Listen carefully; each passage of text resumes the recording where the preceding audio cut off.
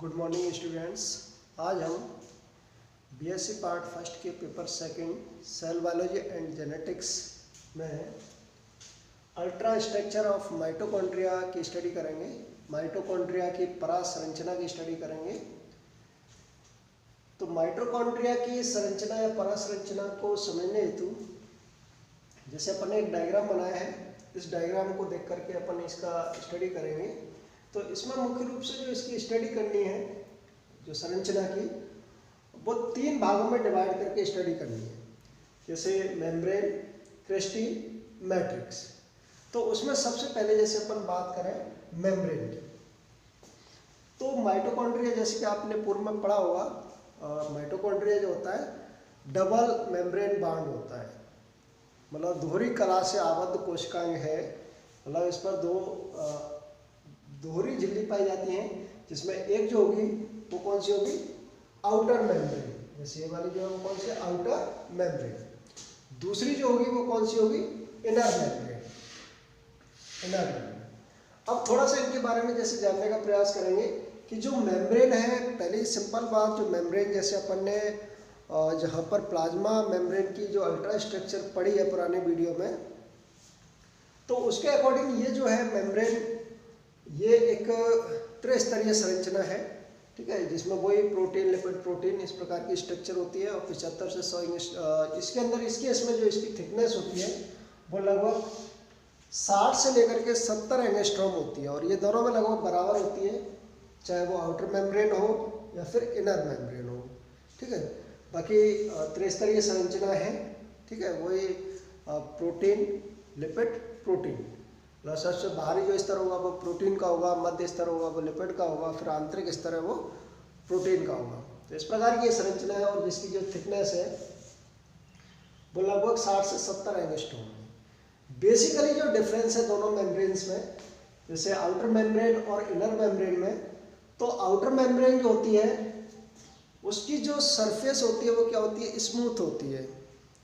जबकि inner surface जो है, इनर मेम्ब्रेन जो है, उसके अंदर क्या है, फोल्ड्स पाए जाते हैं, अंतर्बलन पाए जाते हैं। और उन अंतर्बलन को ही क्या कहा जाता है, क्रेस्टी कहा जाता है, जिसको अपन इसके बाद देखेंगे। तो एक तो डिफरेंस ये होता है कि जो आउटर मेम्ब्रेन है उसकी जो सरफेस होगी वो क्या होगी, स्मूथ होगी, जबकि इनर मेम्ब्रेन की जो सरफेस होगी वो स्मूथ ना होकर के उसमें क्या होगी, फोल्डिंग होगी, फिंगर लाइक प्रोजेक्शंस होंगे। और जो फिंगर लाइक प्रोजेक्शंस बनेंगे उनको ही क्या कहा जा रहा है, क्रेस्टी कहा जा रहा है, ठीक है। दूसरा इनका जो केमिकल कंस्टिट्यूएंट्स है उसमें भी थोड़ा सा डिफरेंस होता है। जैसे आउटर मेम्ब्रेन की बात करें तो उसमें 40% लिपिड्स हैं प्लस 60% क्या है, प्रोटीन्स हैं। और जो लिपिड्स हैं उसमें भी मेनली क्या है, फॉस्फोलिपिड्स और कोलेस्टेरॉल।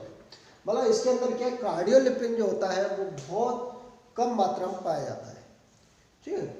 जबकि दूसरी तरफ अपन इनर मेम्ब्रेन में देखें तो उनके अंदर ये जो रेशो है चेंज हो जाता है कि उनके अंदर जो लिपिड्स हैं वो 20% ही है ओनली, ठीक है, और प्रोटीन्स जो है वो कितनी, 80%। और इस लिपिड्स में भी जो मेनली जो लिपिड है वो कौन सी है, कार्डियोलिपिन है। ये बहुत इंपॉर्टेंट है, कई बार कॉम्पिटिटिव एग्जाम में पूछा जाता है कि जो कार्डियोलिपिन है, ये जो इनर मेम्ब्रेन है माइटोकॉन्ड्रिया की, उसमें मुख्य रूप से क्या है, पाई जाती है। बाकी फॉस्फोलिपिड और कोलेस्ट्रॉल भी होती हैं, लेकिन उनकी जो मात्रा वो क्या होती है, कम होती है। और जबकि इस केस में, आउटर मेम्ब्रेन के केस में, फॉस्फोलिपिड और कोलेस्ट्रॉल ही मेन होती है, कार्डियोलिपिन की मात्रा होती है वो बहुत कम होती है। मतलब इसके अंदर, इनर मेम्ब्रेन के अंदर कार्डियोलिपिन की मात्रा है वो लगभग 7 गुनी क्या होती है, आउटर मेम्ब्रेन से ज़्यादा होती है। अच्छा, इसके बाद ये दोनों की बात हो गई। इसके बाद इन दोनों मेम्ब्रेन के बीच में, आउटर एंड इनर मेम्ब्रेन के बीच में एक स्पेस पाया जाता है, जिसको जैसे पेरीमाइटोकॉन्ड्रियल स्पेस कहा जाता है। और इसकी जो चौड़ाई है वो लगभग 40 से लेकर के 70 एंगस्ट्रॉम होती है। 40 से लेकर के 70 एंगस्ट्रॉम की चौड़ाई का एक पेरीमाइटोकॉन्ड्रियल स्पेस पाया जाता है।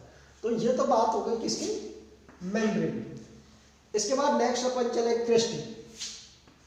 तो पहली बात तो जो क्रेस्टी का फॉर्मेशन हो रहा है, दैट इज द, जो इनर मेम्ब्रेन है वो इनर मेम्ब्रेन के अंदर क्या हो गए, फोल्डिंग हो गए हैं, फिंगर लाइक प्रोजेक्शंस बने हैं उससे। और वो जो फिंगर लाइक प्रोजेक्शंस हैं, जो उभार है, उंगलीनुमा उभार है, उनको क्या कहा जा रहा है, क्रेस्टी कहा जा रहा है।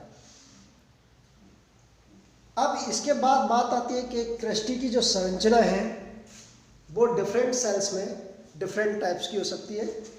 मेनली तो जो इसकी संरचना होती है वो कैसी होती है, लैमिलर होती है, पटलित होती है, ठीक है। कुछ में ये लैमिला बड़ी हो सकती हैं, कुछ में छोटी हो सकती हैं, और कुछ में क्या हो सकती हैं ये जैसे लंबवत हो सकती हैं, कुछ में ट्रांसवर्स हो सकती हैं, और कुछ में रेटिकुलेट टाइप की हो सकती हैं, कुछ में अदर स्ट्रक्चर हो सकती है।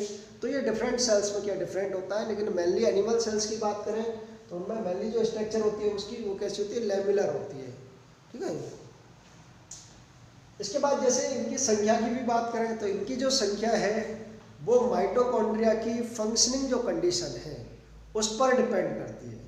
अगर मान लो माइटोकॉन्ड्रिया ऐसी सेल्स में है जहाँ पर एनर्जी जनरेशन बहुत ज़्यादा है तो वहाँ पर क्या होगा, क्रिस्टी का जो नंबर होगा और इसकी एक्टिविटी होगी वो बहुत ज़्यादा होगी, क्योंकि इनका सीधा सीधा जो संबंध है वो एटीपी जनरेशन से, एनर्जी प्रोडक्शन से है। तो इस प्रकार से जो क्रिस्टी का नंबर है और जो वो किससे रिलेटेड होगा, डायरेक्टली माइटोकॉन्ड्रिया के फंक्शन से रिलेटेड होगा। कि अगर माइटोकॉन्ड्रिया या एनर्जी एक्टिव सेल्स है तो उसके अंदर इनका जो नंबर है क्रिस्टी का वो क्या होगा, ज़्यादा होगा।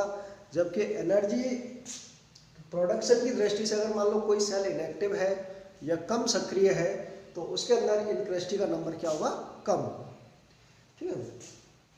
इसके बाद इस क्रिस्टी में आगे देखें तो जैसे क्रिस्टी है या फिर ये अपन बात करें कि जो माइटोकॉन्ड्रिया की इनर मेम्ब्रेन होती है, इस इनर मेम्ब्रेन की दो सरफेस होती हैं। एक सी सरफेस होती है जो कि पेरीमाइटोकॉन्ड्रियल स्पेस की तरफ होती है, दूसरी होती है एम सरफेस जो कि मैट्रिक्स की ओर होती है। तो इसकी जो इनर मेम्ब्रेन की जो इनर सरफेस है और इसके साथ साथ जो क्रिस्टी है, इनके सरफेस पर कुछ इस प्रकार की स्ट्रक्चर क्या सभी जगह यहाँ पर ये सभी जगह पर क्या है, लगी रहे। मैंने एक जगह पर बनाई है लेकिन ये पूरी क्रिस्टी पर लगी रहती है, इनर सरफेस पर माइटोकॉन्ड्रिया की पर लगी रहती हैं। इन स्ट्रक्चर को क्या बोला जाता है, इनके कई नाम हैं। इनको ऑक्सीसोम्स भी बोला जाता है, इनको एलिमेंट्री पार्टिकल्स भी बोला जाता है, इनको F1 पार्टिकल्स भी कहा जाता है। तो इसकी जैसे जो स्ट्रक्चर है इसको अपन को एक एलार्ज करके देखें इसको, तो एक जो ऑक्सीसोम है या एलिमेंट्री पार्टिकल है उसके बेसिकली क्या है, तीन पार्ट होते हैं।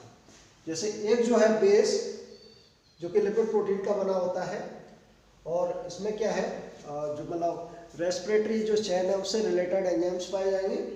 और इसका जो साइज है मतलब 11 nm तो क्या होगी इसकी लेंथ होगी, और 1.5 nm क्या होगी इसकी थिकनेस होगी। मतलब 11 nm तो क्या है, नैनोमीटर इसकी लेंथ है, और 1.5 नैनोमीटर क्या है इसकी वेट है, चौड़ाई। दूसरा इसका पार्ट है स्टॉक जो कि बेस को किससे जोड़ रहा है, हेड से जोड़ रहा है, और इसकी जो लेंथ है वो 15 एंगस्ट्रॉम, 50 एंगस्ट्रॉम। तीसरा जो पार्ट है हेड वाला पार्ट, इसका जो डायमीटर है वो लगभग 75 to 100 एंगस्ट्रॉम होता है, और एटीपीएच से रिलेटेड जो एटीपी सिंथेसिस से रिलेटेड जो एंजाइम्स है वो इसमें पाए जाते हैं। तो कुल मिलाकर के बात यह है कि पूरा एक 5 एंजाइम कॉम्प्लेक्स होता है जो कि इस पूरे जो F1 पार्टिकल्स है इसमें पाया जाता है। और ये 5 एंजाइम कॉम्प्लेक्स जो होता है ये रिलेटेड होता है किससे, ऑक्सीडेटिव फॉस्फोराइलेशन से। ऑक्सीडेटिव फॉस्फोराइलेशन का मतलब है that is the production of ATP, मतलब एटीपी प्रोडक्शन। तो एटीपी प्रोडक्शन से संबंधित जो आप लोगों ने जैसे एक नाम सुना होगा ETS, इलेक्ट्रॉन ट्रांसपोर्ट सिस्टम, तो वो जो चेन है या उससे रिलेटेड जो एंजाइम्स हैं जिनको एंजाइम कॉम्प्लेक्स के रूप में पाए जाते हैं, तो ये एंजाइम कॉम्प्लेक्स जो है वो किस में पाया जाएगा, F1 पार्टिकल या F1 पार्टिकल जो मतलब ऑक्सीसोम्स है उसमें पाया जाएगा।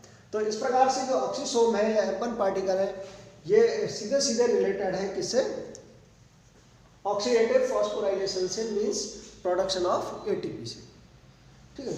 इसके बाद नेक्स्ट जो तीसरे पार्ट की बात करें दैट इज मैट्रिक्स। तो मैट्रिक्स जो है जैसे जो इनर मेम्ब्रेन है, इनर मेम्ब्रेन से कवर्ड जो चैम्बर है ये जो आपको दिख रहा है ये क्या है, मैट्रिक्स है। इस मैट्रिक्स के अंदर होमोजेनस लिक्विड भरा रहता है, और इस के अंदर जो सॉल्युबल एंजाइम्स होते हैं, प्रोटीन, लिपिड्स, इनसे मिलकर के मुख्य रूप से बना होता है। इसके अलावा इसमें एंजाइम्स हैं, और जो एंजाइम्स है वो एंजाइम्स मेनली रिलेटेड किससे होते हैं, सॉल्युबल एंजाइम्स होते हैं for Krebs cycle and fatty acid degradation. क्योंकि क्रेब्स साइकिल की जो साइट है आपको पता होगा क्या होती है, माइटोकॉन्ड्रिया होती है। माइटोकॉन्ड्रिया के अंदर भी मैट्रिक्स के अंदर इससे रिलेटेड जो है ये साइट है इसमें, तो इसमें क्या है, क्रेब्स साइकिल के लिए एंजाइम्स पाए जाएंगे। इसके अलावा जैसे alpha and beta oxidation of fatty acids, fatty acids का अल्फा और बीटा ऑक्सीडेशन होता है, मींस फैटी एसिड्स का डिग्रेडेशन होता है माइटोकॉन्ड्रिया में, तो उससे रिलेटेड एंजाइम भी किस में पाए जाएंगे, इस मैट्रिक्स में पाए जाएंगे।